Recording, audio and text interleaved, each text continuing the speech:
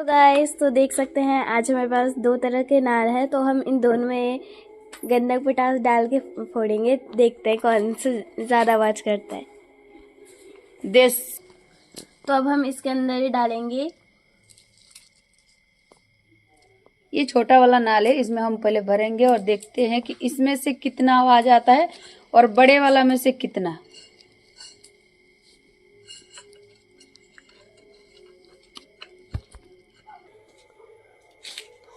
तो अब हम इसको ट्राई करने जा रहे हैं।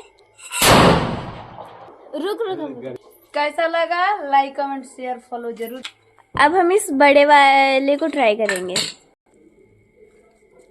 तो इसमें डाले हमने ये गंधक पोटास और बताइएगा कमेंट में ये बड़ा। अब हम ये बड़ा वाला ट्राई करने जा रहे हैं, देखते हैं। फाट गई कितना ज्यादा हो आपको कौन सी ज्यादा पसंद आया, इसमें से कमेंट में जरूर बताइएगा।